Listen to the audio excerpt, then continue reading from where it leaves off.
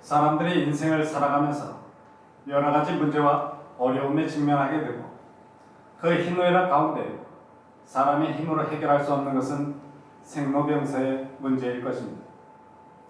시대마다 많은 부와 명예, 권세를 가진 사람일수록 영생불사를 염원합니다. 하지만 정신적으로나 육체적으로 고통 가운데서 살아가는 사람들은 이렇게 사느니 차라리 죽는 것이 낫다고 말은 하지만 그것은 어디까지나 말뿐이지 죽음을 택하지는 않으니 죽음을 선택한다 하여도 그 죽음 앞에서는 고통일 수밖에 없습니다. 그렇기 때문에 쉽게 죽음을 선택하지는 못하는 것입니다.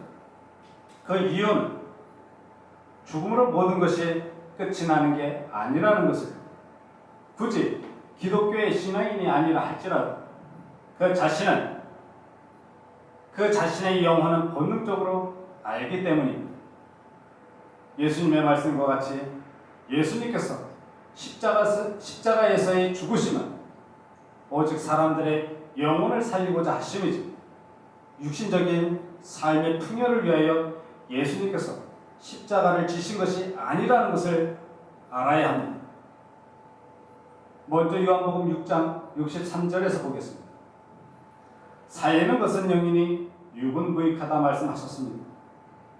내가 너희에게 이른 말이 영이요 생명이라고 말씀하신 대로 사람이 죽었다는 것은 육신이 죽은 것이지 영혼까지 죽은 것은 아닙니다. 표면적 육신은 땅으로 내려갔지만 그 영혼은 영계의 세계로 돌아갑니다. 그래서 죽음을 피할 때 돌아가셨다라고 하는 것입니다. 중요한 것은 말이 영이요 생명이라고 하셨습니다. 죽기 전에 내 안에 예수님의 말씀이 있어서 영혼의 구원을 받았느냐 하는 문제입니다. 볼 수 없던 예수님을 믿는 시대는 영혼만 구원받지만 예수님을 보고 믿는 시대에는 영혼과 육체가 함께 구원받는다는 사실입니다. 베드로전서에서 보겠습니다.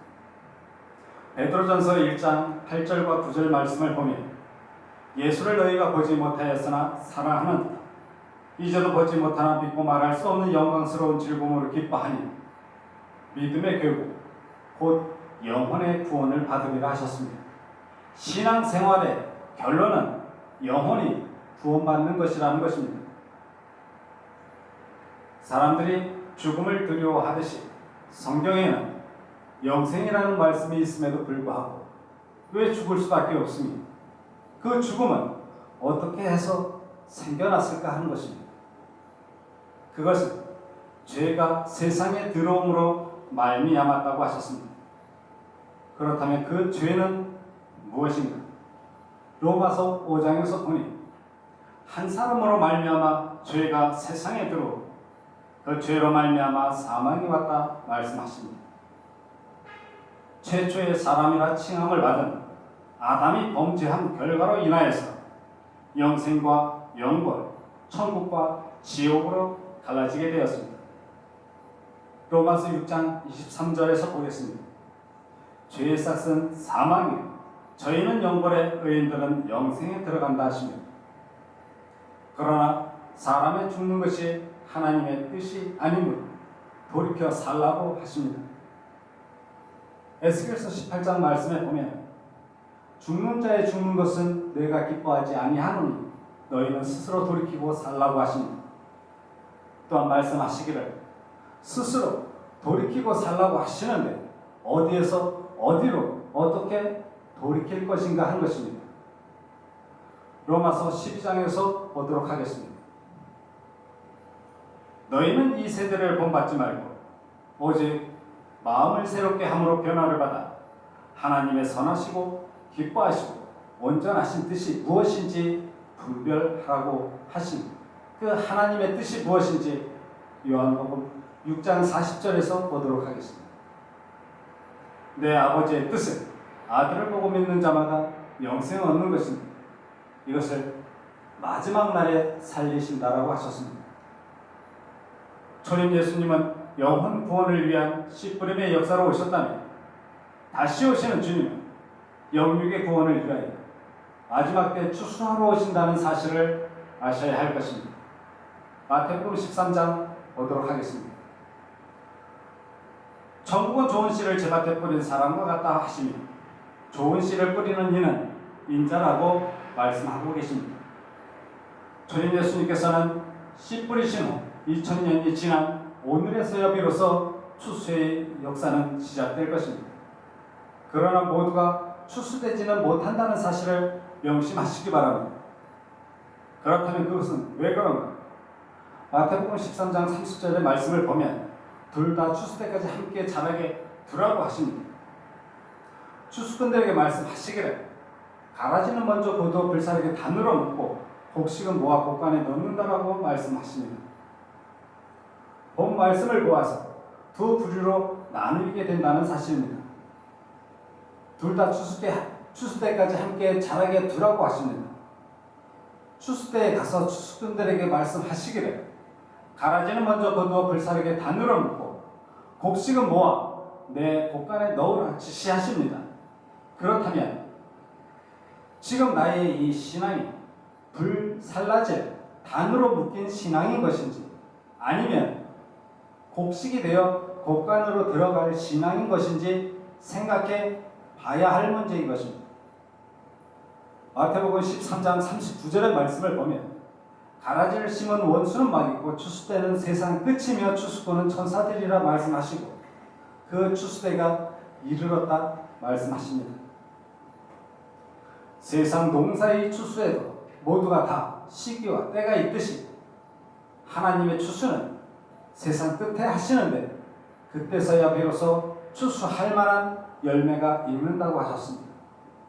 그런데 사람들은 오해해서 자기들이 추수꾼이라고 주장하며 때와 장소를 구분 없이 추수한다고 다닙니다. 추수는 추수밭에서 하는 것입니다.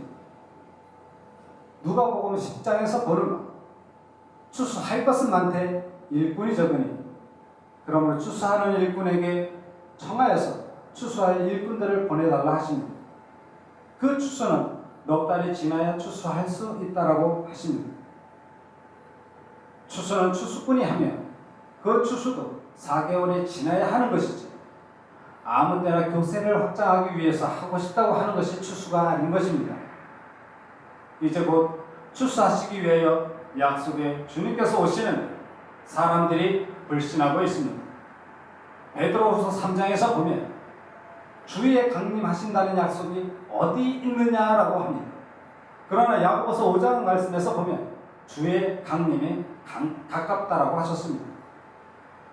또한 하나님께서는 우리의 영과 혼과 몸이 약속하신 그리스도의 날까지 흠없게 보존되기를 원하십니다. 데살로니가전서 5장에서 보면 너희 온 영과 혼과 몸이 우리 주 예수 그리스도의 강림하실 때 흠없게 보존되기를 원하신다고 하셨습니다. 하지만 사람들 하나님의 바람과는 전혀 다른 신앙생활을 합니다. 데살로니가 후서 1장 7절에서 9절의 말씀을 보도록 하겠습니다. 환난받는 너희에게는 우리와 함께 안식으로 갚으시는 것이 하나님의 공이시니 주 예수께서 저의 능력의 천사들과 함께 하늘로부터 불꽃 중에 나타나실 때 하나님을 모르는 자들과 우리 주 예수 복음을 복종치 않는 자들에게 형벌을 주신다라고 하십니다. 다시 오시는 주님의 재림과 때에 따른 양식과 하나님의 일에 관하여 전하여 드리는 이 말씀은 공연히 지어낸 이야기가 아닙니다. 베드로후서 1장에서 보는 바 예수 그리스도의 능력과 강림하심을 너희에게 알게 한 것이 공교히 만든 이야기를 쫓는 것이 아니라 하였습니다. 다시 오시는 주님을 영접하는 사람들이 있는 반면에 이상하게 여기면서 끝내는 구름 타고 다시 오시는 주님을 믿지 않는 사람들로 나누어지게 됩니다. 데살로니가 후서 1장 10절 말씀을 보면 그날에 강림하사 그의 성도들에게 영광을 얻으시고 모든 믿는 자에게서 기히 여김을 얻으신다 하십니다. 사람들이 입술로는 다시 오신다는 주님을 기다리는 하지만 재림 예수님을 믿지 않으며 재림의 약속마저 부정하고 있습니다. 그것은 말씀을 모르기 때문이며 말씀을 모르는 것은 바르게 가르침을 받지 못하였다는 사실입니다.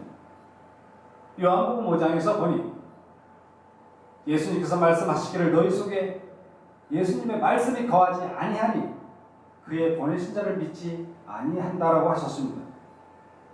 이 백성이 입술로는 나를 존경하되 마음은 내게서 멀다라고 하십니다. 추수도 아무 때나 해서는 안 되듯이 때에 따른 양식도 바르게 알고 공급받아야 하는 것입니다. 그의 보내신 자를 믿지 않는다는 말씀처럼 이 시대에 예수님께서 보내신 분이 있다는 사실을 명심하시기 바랍니다. 이사야서 29장에서 보겠습니다.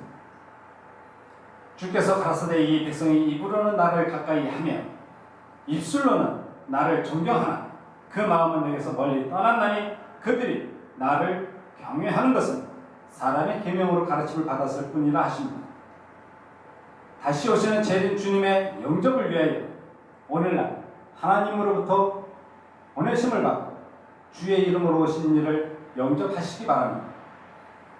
요한복음 13장 20절의 말씀을 보면 내가 진실로 진실로 너희에게 이르노니 나의 보낸 자를 영접하는 자는 나를 영접하는 것이요 나를 영접하는 자는 나를 보내시는 이를 영접하는 것이라 말씀하셨습니다.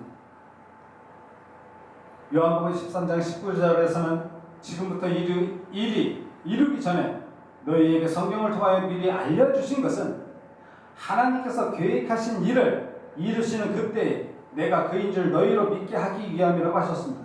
그러나 다니엘서 10장의 말씀을 보면 땅의 티끌 가운데에서 자는 자 중에 많이 영생 얻는 자도 있을 것이고 수욕을 받아 무궁히 부끄러움을 입을 자도 있을 것이라 하셨습니다. 이렇듯 많은 신앙인들이 하나님을 믿고 그 하나님을 믿는 그 믿음마저도 변질되어 가는 시대에 이르렀습니다. 베드로후서 3장의 말씀을 보면 하늘이 예적부터 있는 것과 땅이 불에서 나와 물로 성립한 것도 하나님의 말씀으로 된 것을 저희가 부러워 잊으려 한다라고 하십니다.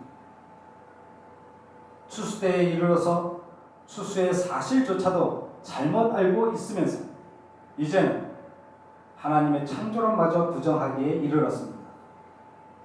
세상 끝에 이르시는 때에 따른 양식과 새 일에 관하여서 말씀드리는 이 말씀은 에베소서 3장의 사도 바울의 심경과도 같습니다.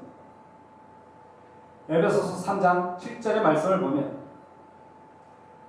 하나님의 은혜의 선물을 따라서 내가 일꾼이 되었다 하였고 내가 부득불 할 일이라고 고백한 선지 사도 바울의 심경과도 같이 말씀을 전하여 드리는 것입니다.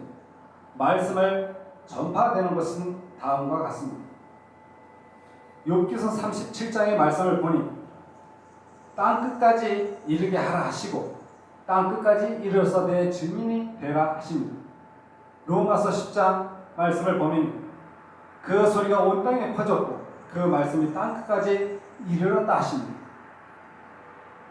에스겔서 2장 5절의 말씀을 보니 듣든지 아니 듣든지 그들 가운데 선지자 있은 줄은 알 것이라 하셨습니다.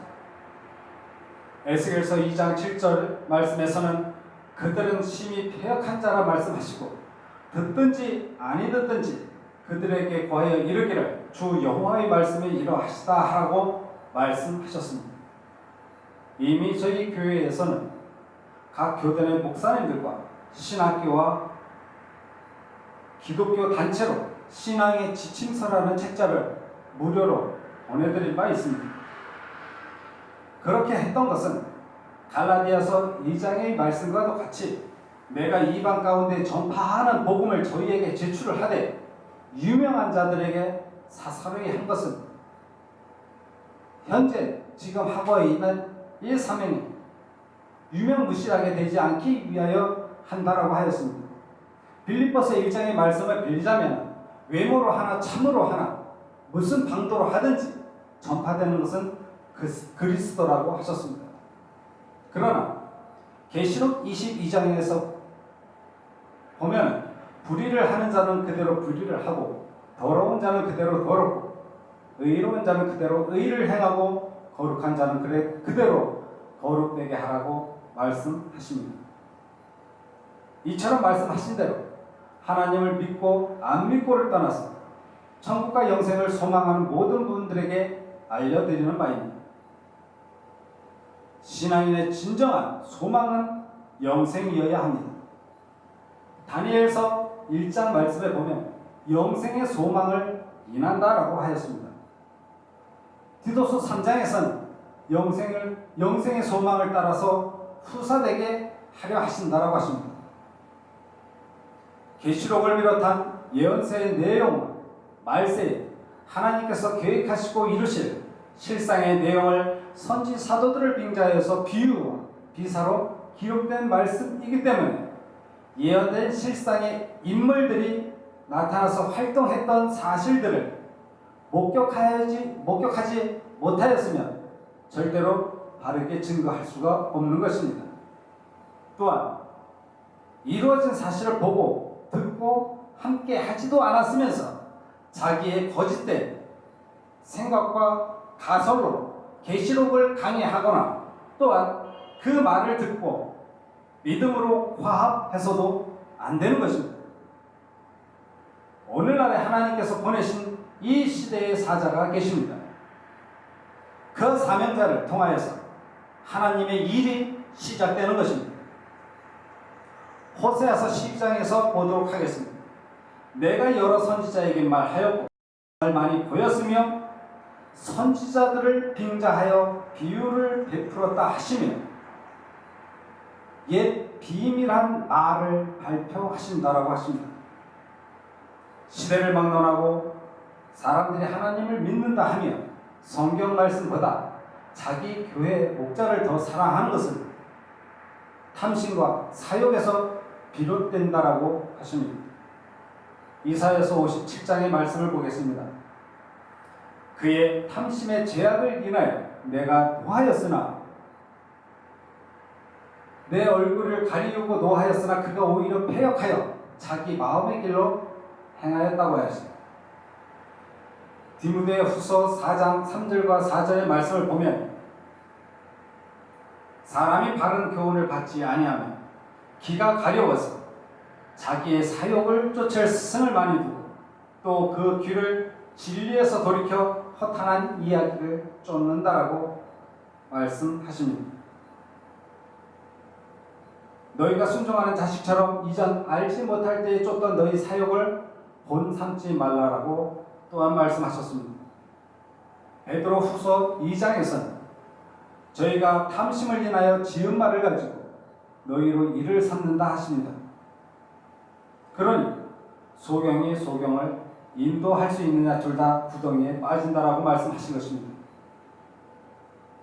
이와 같은 말씀처럼 목자들도 탐심과 탐욕으로 자기의 생활의 물질적 유익을 위하여 성도들을 이익의 대상으로 여겨서는 안 될 것입니다. 목자들도 하나님의 말씀의 뜻을 모르니 역사와 교훈적으로 사람의 교육만 강조할 뿐입니다.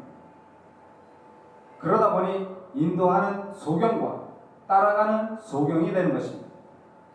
이사야 선지자와 예수님의 제자 마태의 증언을 살펴보시기 바랍니다. 이사야서 29장 말씀에 보면 이 백성이 입으로는 나를 가까이 하며 입술로는 나를 존경하나 그 마음은 내게서 멀리 떠났나니 그들이 나를 경외하는 것은 사람의 계명으로 가르침을 받았을 뿐이라고 하십니다. 마태 15장 9절에서는 사람의 계명으로 교훈을 삼아 가르치니 나를 헛되이 경배한다 하시고 하나님의 계명은 버리고 사람의 유전을 지킨다 하십니다. 예수님의 제자 마가의 증언이나 사도 바울의 증언도 다음과 같습니다. 로마서 10장에서 보면 저희가 하나님께 열심히 있으나 지식을 쫓는 것이 아니라 하나님의 의를 모르고 자기 의를 세우려고 힘써 하나님의 의를 복종치 아니한다라고 하였습니다. 선지 사도 바울의 유언적 교훈을 통하여서 신앙의 목적을 되새겨 보시기 바랍니다. 디모데 후서 4장 7절과 8절의 말씀을 보도록 하겠습니다. 내가 선한 싸움을 싸우고 나의 달려갈 길을 마치고 믿음을 지켰으니 이제 후로는 나를 위하여 의의 면류관이 예비되었으므로 주 곧 의로우신 재판장이 그날에 내게 주실 것이니 내게만 아니라 주의 나타나심을 사모하는 모든 자에게 하신다라고 하십니다. 그날에 주의 나타나심을 사모하는 모든 자에게 예비되었다는 면류관이 무엇인지 면류관의 의미를 정확하게 알아야 할 것입니다. 고린도전서 9장에서 보면 이기기를 다투는 자마다 모든 일에 절제를 한다라고 하셨습니다. 하시며 말씀하시기를 저희는 썩을 면류관을 얻고자 하되 우리는 썩지 아니할 것을 얻고자 한다 하십니다. 면류관이 다 같은 면류관이 아니라 썩는 면류관도 있다고 하셨으니 썩는 것을 비유로 말씀하신 그 내용도 바르게 알아야 하지 않겠습니까? 야고보서 2장 26절에서는 행함이 없는 믿음은 죽은 믿음이라고 하셨는데 의의 면류관을 얻기 위한 행함이 있는 믿음은 무엇일까 하는 문제입니다. 히브리서 9장에서 보면은 이와 같이 그리스도도 많은 사람의 죄를 감당하시려고 단번에 들심받으셨고 구원에 이르게 하기 위하여 죄와 상관없이 자기를 바라는 자들에게 두 번째 나타나신다라고 하셨습니다. 죄와 상관없이라는 것은 육신의 죄의 여부와는 관계없이 다시 오신다고 약속하신 그 약속을 믿고 구름 타고 다시 오시는 그 주님을 기다렸다가 오신 그 주님을 영접하는 자들에게 영생으로 갚아주신다는 것입니다. 다음 시간에는 썩는 면류관은 무엇이며 썩지 않는 면류관은 무엇인지 때에 따른 양식과 하나님의 일에 대하여 계속해서 보도록 하겠습니다. 천국을 소망하며 신앙하는 성도 여러분, 다시 오시는 주님 영접하셔서 천국과 영생에 이르시기를 바랍니다.